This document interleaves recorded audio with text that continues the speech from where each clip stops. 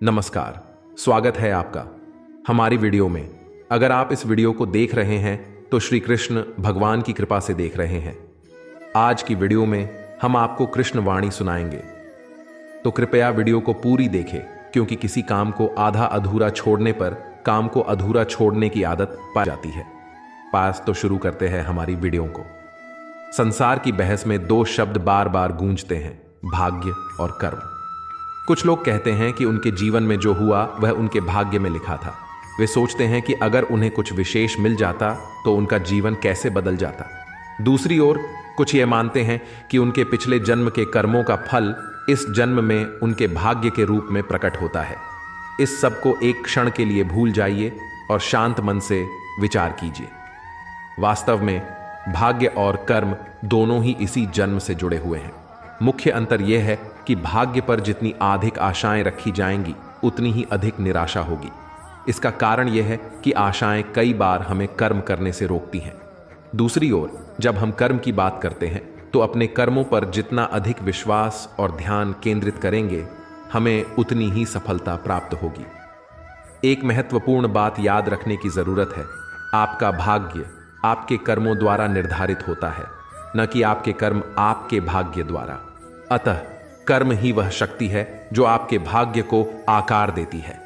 इसलिए अपने जीवन को सकारात्मक दिशा में ले जाने के लिए भाग्य की प्रतीक्षा करने के बजाय अपने कर्मों पर ध्यान केंद्रित करें और उन्हें पूर्णता से करें। आपके कर्म ही आपके भविष्य को निर्मित करेंगे और आपके भाग्य को संवारेंगे। कभी आपने किसी मूषक को देखा है? उसे सदैव कुछ ना कुछ चाहिए होता है। वह उतराई में लगा रहता है, दिन भर रात भर। कभी आपके रसोई घर से कुछ उठा लेगा, कभी भंडार से कुछ उठा लेगा, कभी आपके वस्त्रों पर फाड़ देगा, कुछ उठा के अपने बिल में नहीं जाएगा। देखिए, उसे कभी संतुष्टि नहीं मिलती, उसका पेट कभी नहीं भरता। इसके विपरीत होती है नदी, किसी से कुछ नहीं चुराती, केवल बांटती है अपने इस जल को इस प्रकृति में, इस धरा को सींचती जाती है, इस प्रकृति को एक नया जन्म देती जाती है। और यही नदी जो सदैव केवल बांटती है, आप देखेंगे कि यह कभी खाली नहीं होती। इससे आप क्या समझे? जो सदैव छीन कर खाता है वह सदैव भूखा रहता है। जो व्यक्ति सदैव सब में बांटता है उसे यह भूख कभी नहीं सताती। वही मूषक जो सबसे छीनता है अकेला पड़ जाता है, उसके शत्रु बन जाते हैं। वही नदी जो सब में केवल बांटती है, उसे लोग माता समझकर उसकी पूजा करते हैं। इसलिए छीनने में नहीं, बांटने में विश्वास रखें। भाग्य, कितना सुंदर शब्द है यह भाग्य, किंतु जितना सुंदर है उतना ही रहस्यमय भी है। कब क्या हो जाए कोई नहीं जानता। लोग कहते हैं कि भाग्य में जो लिखा है उससे अधिक कुछ नहीं मिलता, उससे कम भी कुछ नहीं मिलता। नियति की जो लिखी है वो कभी नहीं मिटती, किंतु कोई यह नहीं समझता कितनी है थी आपकी नियत से बदलती है। यदि आप शुभ विचार रखेंगे, शुभ कर्म करेंगे, तो नियति आपके साथ अशुभ होने ही नहीं देंगे। कभी आकाश में पंछी को देखिए, वह कभी भी भाग्य पर निर्भर नहीं रहता। चाहे कितना भी तूफान आए, कैसी भी हवा चले, खूबसूरत है एक एक तिनका उठाकर अपना सौभाग्य, अपना घर स्वयं बनाता है, अपनी संतान को अस्तित्व मिलाता है, उसका पालन पोषण करता है, उसे उड़ना सिखाता है। भाग्य पर निर्भर कभी नहीं रहता। यही बात हमें भी तो सीखनी।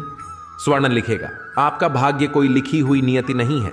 आपका भाग्य वह सत्य है जो दिन प्रतिदिन आप स्वयं लिखते हैं, कुछ अपनी परिश्रम से, कुछ आपकी नियति से। सुरक्षा व्यक्ति के लिए आवश्यक होती है, किंतु यही व्यक्ति की सबसे बड़ी शत्रु भी होती है। कैसे? सोचिए, एक व्यक्ति जब सुरक्षित वातावरण में होता है तब उसमें आलस आ जाता है। वह जानता है कि न मुझे भविष्य के लिए कुछ करना है, न आज के लिए कुछ करना है, केवल जीवन जीना है। इस सुरक्षा चक्र से बाहर निकलना अति आवश्यक है। क्यों? सोचिए, पंछी जो अपनी संतान को जन्म देता है, कुछ समय के पश्चात उसे घोंसले से निकाल देता है। क्यों? यदि ऐसा नहीं किया तो वह संतान जीवन जीना सीखेगी ही नहीं। यदि उसे डाली से नीचे नहीं फेंका तो वह संतान उड़ ही नहीं पाएगी, उसके पंख सशक्त नहीं होंगे, वह स्वयं का घोंसला बनाएगी ही नहीं। पंछी अपना घोंसला तब बनाते हैं जब उनके अभिभावक उन्हें छोड़ देते हैं। स्मरण रखिएगा, आप सुरक्षा चक्र से बाहर निकलेंगे, संकट आएंगे, जिसके कारण अब सतर्क होंगे। उनका सामना करोगे तो अब बलशाली होंगे।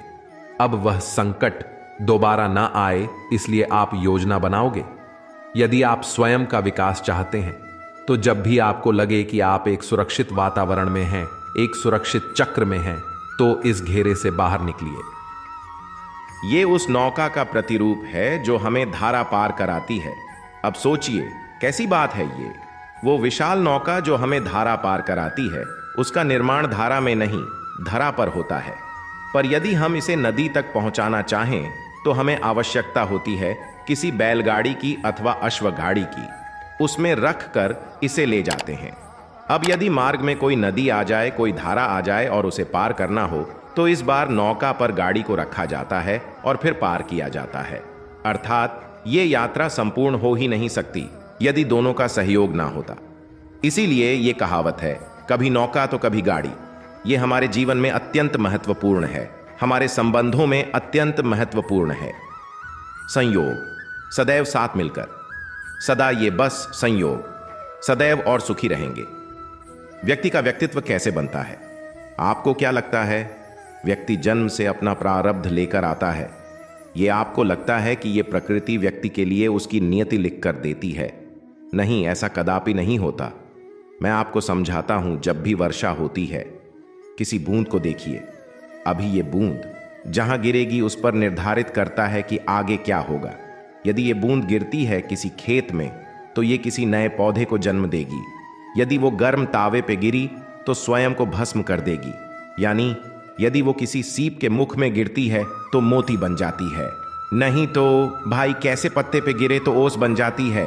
एक ही बूंद, किंतु उसकी संगत उसका भविष्य और उसका व्यक्तित्व निर्धारित करती है।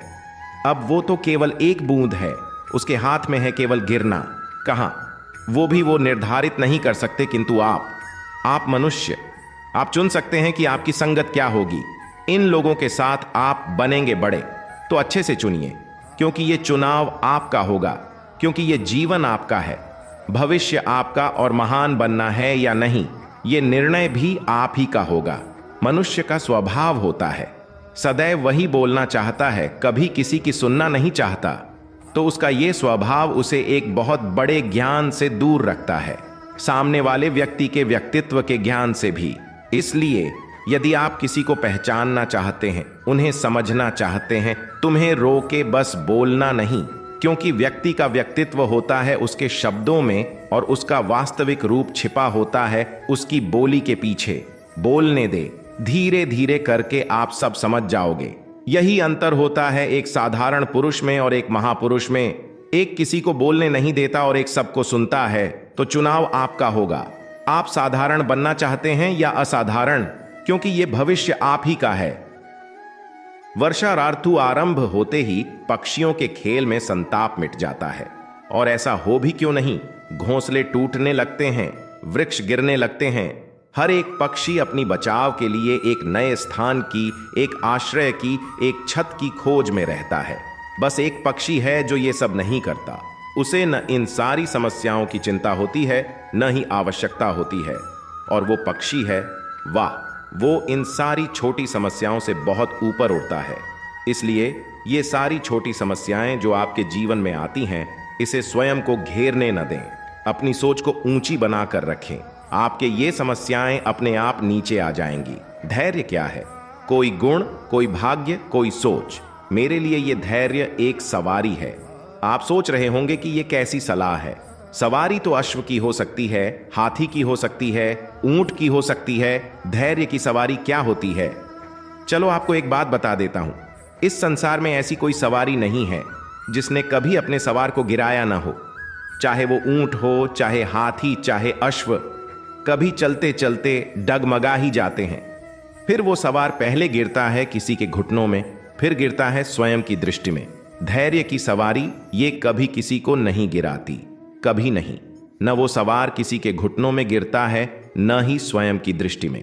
क्योंकि धैर्य आपको विवेक देता है, विवेक आपको योजना देता है, और योजना देती है आपको शक्ति अपने लक्ष्य को पाने की। समझे? खैर, ये तो थी सलाह। अपने आप को और धैर्यशील बनाइए। इस धैर्य की सवारी कीजिए और फिर बस देखिए कैसे ये सवारी आपको आपके गंतव्य तक ले जाती है। पुस्तक से हम क्या कुछ नहीं सीखते, ज्ञान हो, विज्ञान हो, इतिहास हो, सब सीखते हैं। कहते हैं एक अच्छी पुस्तक एक अच्छे ग्रंथ के प्राप्त हो जाए तो वो सहस्र मित्रों के समान है, किंतु यदि एक अच्छा मित्र मिल जाए तो वो समस्त ग्रंथालय के समान होता है। वो आपको कर्म का ज्ञान देता है, सफलता का विज्ञान समझाता है, वो आपको इतिहास में अमर कर देता है। इतना ही नहीं, वो केवल आपको मार्ग दिखाता नहीं है, अपने साथ लेकर उस मार्ग पर चलता भी है। इसलिए यदि जीवन में आपको कोई अच्छा मित्र मिल जाए तो उसे सहेज कर रखें, उसे संभाल कर रखें, जीवन संभल जाएगा। प्रतीक्षा, प्रयास, दोनों जीवन के अभिन्न। देखा जाए तो हम सभी किसी ना किसी की प्रतीक्षा कर रहे होते हैं, चाहे व्यक्ति हो, चाहे कोई क्षण हो, चाहे कोई भावना, कुछ भी हो सकता है। और देखा जाए तो सदैव कोई ना कोई प्रयास भी कर रहे होते हैं। जैसे सफलता के आने की प्रतीक्षा, असफलता ना आए इसके लिए प्रयास, सुख आने की प्रतीक्षा, सुख ना आए इसके लिए प्रयास। अब प्रतीक्षा और प्रयास का एक अत्यंत घनिष्ठ संबंध है, और वो ये कि प्रतीक्षा करने वालों को उतना ही मिलता है जो प्रयास करने वाले पीछे छोड़ जाते हैं। तो प्रतीक्षा नहीं, प्रयास कीजिए, क्योंकि प्रयास में ही सुख की आस है। सूर्य कथा कितना प्रखर होता है, सारी वनस्पतियों को सुखा देता है। तालाब, भोज, सरोवर हो, नदियां हो, सभी सूख जाते हैं, किंतु कभी आपने सुना है सूर्य के ताप से समुद्र सूखे? ऐसा कभी नहीं होता। पर यही छिपी है एक अमूल्य जीवन की सीख। समुद्र की भांति स्वयं को धैर्यशील बनाओगे, स्वयं में वो संयम लाओगे तो कठिनाइयों की धूप आपको कुछ नहीं कर सकती। आपसे वो भाप निकलकर एक मेघ बन जाएगा जो जाकर सूरज को ढक देगा, पर फिर होगी केवल सफलता की वर्षा। तो आइए और मेरे साथ धैर्य से कहिए, याद रहे। मैंने कई लोगों को यह कहते हुए सुना है कि मनुष्य जो है भूलों का पिटारा है, मनुष्य जो है गलतियों का पुतला है। और यह सत्य है, भूल भला किससे नहीं होती है, हर एक से होती है, और एक नहीं अनेक भूलें होती हैं। इन्हें स्मरण रखिएगा। उन्हीं के वस्त्रों पर कीचड़ लगता है जो कीचड़ साफ करने का प्रयास करते हैं, तो जहां प्रयास वहां भूलें तो होंगी ही। अब यदि आप कोई नया संकल्प करने जा रहे हैं, कोई बड़ा कार्य करने जा रहे हैं और आपसे कोई भूल हो जाए तो कोई बात नहीं, पश्चाताप आप ना करें। अपनी भूल को पहचानें, उसे समझें, उसे सुधारने का प्रयास करें, और सबसे महत्वपूर्ण बात, अपनी भूलों से सीखें। उन्हीं के हाथों से लहू बहता है जो कांटों में छिपे उस पुष्प को निकालने का प्रयास करते हैं। स्मरण रखिए, जिसने जीवन में कभी कोई भूल नहीं की, उसने जीवन में कभी कुछ नया करने का प्रयास ही नहीं किया है। ये भूल आपका सबसे बड़ा शिक्षक है। फिर उससे दुखी ना होइए, पश्चाताप आप ना करें, इस भूल का आदर करना चाहिए। फिर देखिए, आप स्वयं को जीवन में और ऊंचा पाएंगे। ये वृक्ष देख रहे हैं आप, इतना हरा भरा, इतना सजीव, इसकी शीतल छाया में सुख मिल जाता है। इसकी डालियों पर बैठे पंछी, इनकी वाणी सुनो तो थकान ही निकल जाती है। किंतु क्या ये वृक्ष आरंभ से ऐसा ही था? क्या ये सदा ऐसा रहा? नहीं। प्रतिवर्ष पतझड़ के निर्मम प्रहार इस पर पड़ते हैं, इसके पत्तों को सुखाते हैं, गिराते हैं, किंतु फिर भी ये वृक्ष अटल खड़ा रहता है, और फिर जब वसंत ऋतु आती है इसे नया जीवन दे जाती है। इन पर पुनः नन्ही नन्ही सी कलियां खिलती हैं। इसलिए पतझड़ का सामना किया, इसलिए आज ये हरा भरा है। इसमें पुरानी पत्तों का शोक मनाने के स्थान पर परिवर्तन से ही कार्य होता है। इसलिए आज हमें इस वक्त बांट सकता है ये ज्ञान। अत्यंत महत्वपूर्ण बात, परिवर्तन और पेड़, ये संसार के सबसे महान सत्य हैं। जिसने इन्हें स्वीकार कर लिया, मानो वो धन्य हो। हमारे आसपास ऐसे कई लोग होते हैं जिनमें प्रबल वाक चातुर्य होता है, जो अपनी मीठी शब्दों से सबको बांध लेते हैं, और इसीलिए वो आकर्षण का केंद्र भी बन जाते हैं।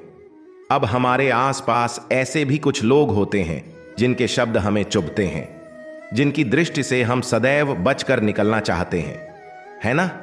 ये शब्द अत्यंत शक्तिशाली होते हैं। ये शब्द न केवल प्राण फूंक सकते हैं, तो ये शब्द प्राण ले भी सकते हैं। जैसे एक शब्द मंत्र बनकर जीवन देता है, वहीं कोई दूसरा अपशब्द हमें दुख दे देता है, हमारे मन में क्रोध को जगाता है। क्यों? हमारे वचन अमूल्य हैं, ये हमारे शब्द, ये ब्रह्म है। तो सोच समझकर मन की तुला में अच्छे से तोलकर इन शब्दों को मुख से निकालिए, क्योंकि इन्हीं शब्दों से आरंभ है और इन्हीं शब्दों पे अंत।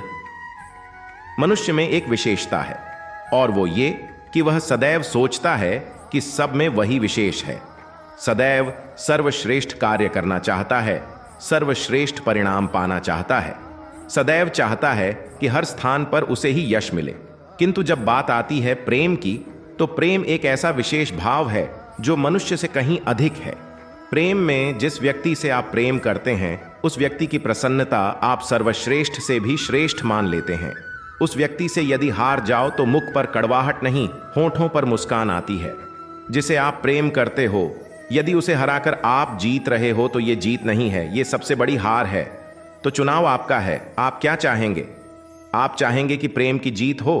क्या आप चाहेंगे कि आपकी जीत हो? प्रेम।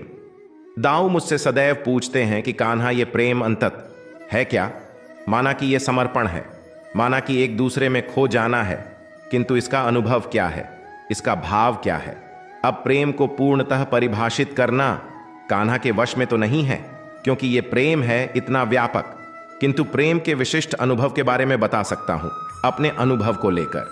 देखिए, ये प्रेम है, ये प्रेम वो रंग है जो जीवन में रस भर देता है। ये प्रेम वो सोच है जो पल भर में मुस्कान ला देती है। प्रेम वो पुष्प है जो मन की बगिया को खिला देती है। प्रेम वो सोच है जो एक ही क्षण में संसार में आपको सबसे अधिक संपन्न अनुभव करवाती है। ये प्रेम वो है जो तपते मरुस्थल में आपको जीवित रखता है। ये प्रेम वो है जो आपकी आत्मा को तृप्त करता है कि प्रेम भोज जो आपके मुख पर उस्कान लाने जैसे अब भी इस समय राधा मेरे मुख पर ले आई है।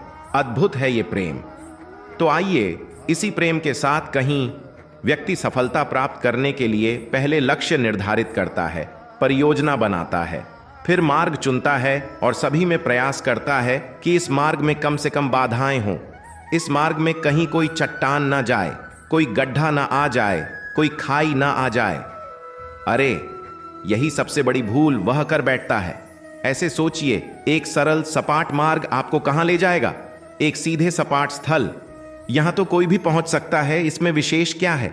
सोचिए, यदि आपके मार्ग में गड्ढे हों, खाई हो, चट्टानें हों, तो इसके पार एक शिखर भी है जो आपकी प्रतीक्षा कर रहा है। सफलता का वह शिखर जहां कोई सरलता से नहीं पहुंच पाता, जो विशेष है।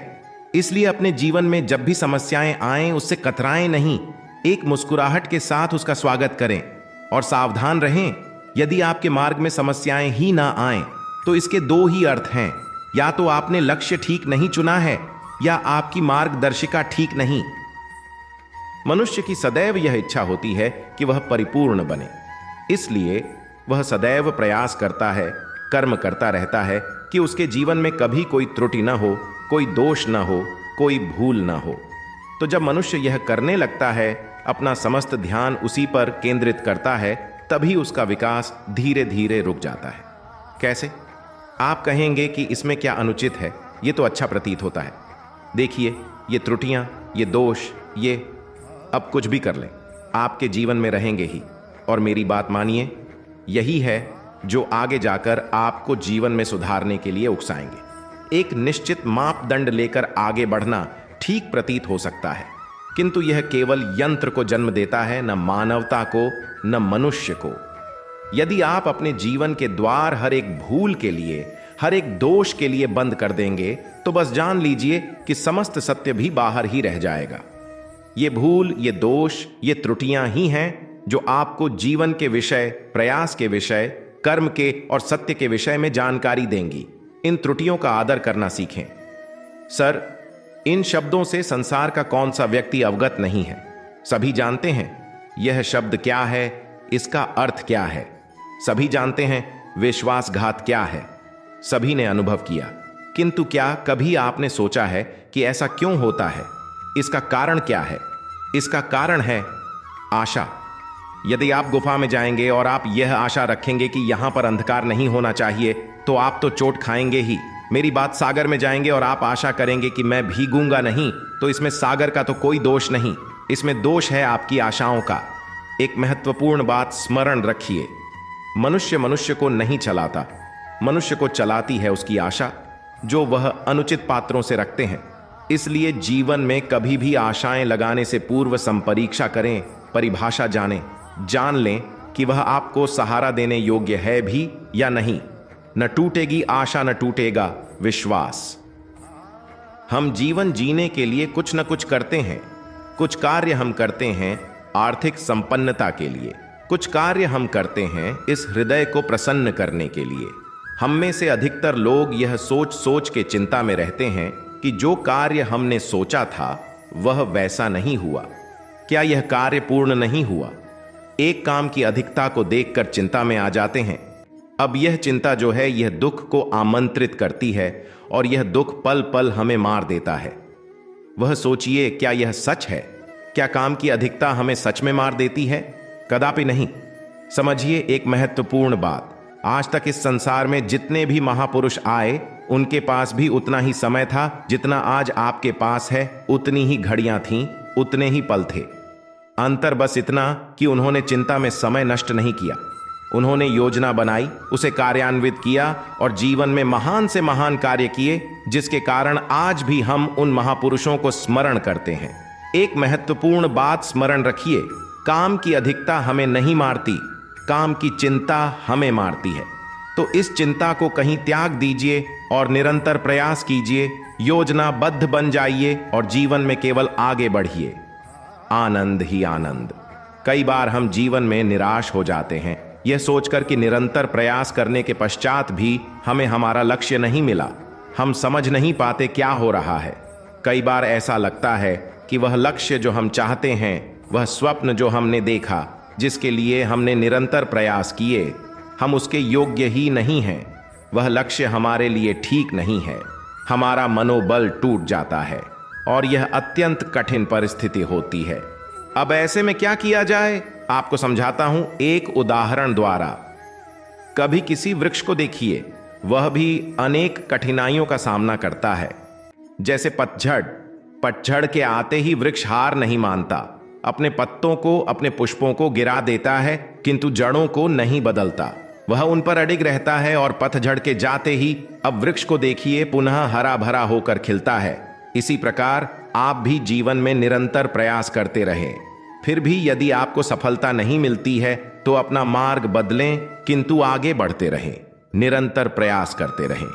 किसी न किसी मार्ग से, कहीं न कहीं से आप पहुंचेंगे तो आप जानेंगे कि आपकी सफलता आप ही की प्रतीक्षा कर रही है। आपने मनु के विषय में तो सुना ही होगा।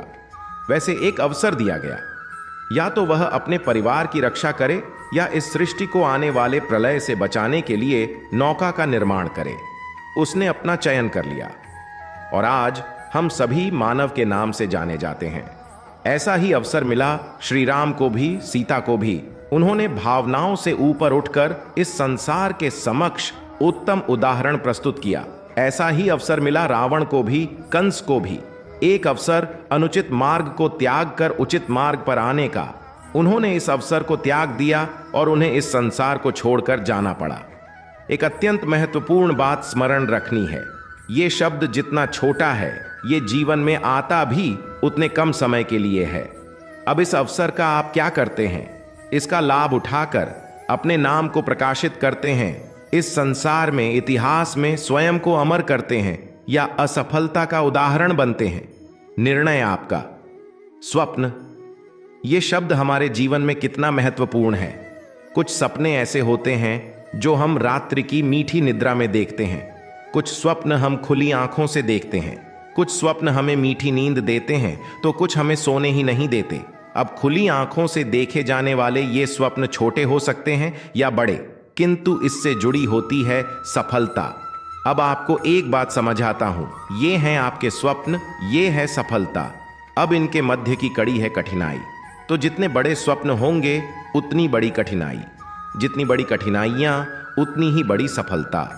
स्मरण रखिए, सबसे ऊंची उड़ान भरने के लिए बाज को मेघों से ऊपर उठकर उड़ना पड़ता है। कठिनाइयों से दूर मत भागिए। अवश्य ये वही कठिनाइयां हैं जिनसे संसार दूर भागता है। ये वही कठिनाइयां हैं जो हमारे जीवन में न आए इसलिए लोग प्रार्थना करते हैं। किंतु ये वही कठिनाइयां हैं जिसका सामना करके आपको वह सफलता प्राप्त होगी, आपको आपका लक्ष्य प्राप्त होगा। प्रसन्नता, ये प्रसन्नता कोई ऐसा भाव नहीं है जो सृष्टि में पहले से निर्मित हो। प्रसन्नता एक ऐसा भाव है जो आपको आपके कर्मों से अर्जित करना पड़ता है, और जितना दूसरों को दोगे उतना ही ये अंकुरित होगा। अर्थात जितनी प्रसन्नता दूसरों को दी जाएगी उतनी ही प्रसन्नता स्वयं चलकर आपके पास आएगी। अब आप कहोगे ये तो अत्यंत कठिन कार्य है, ये कैसे संभव है?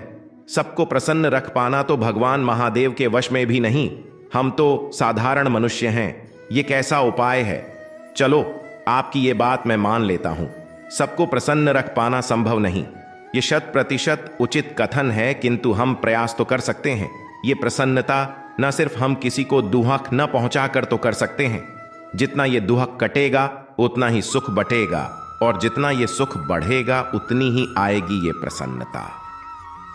आज के अध्याय में हमने जो ज्ञान प्राप्त किया उसे जीवन में उतारने की कोशिश करें।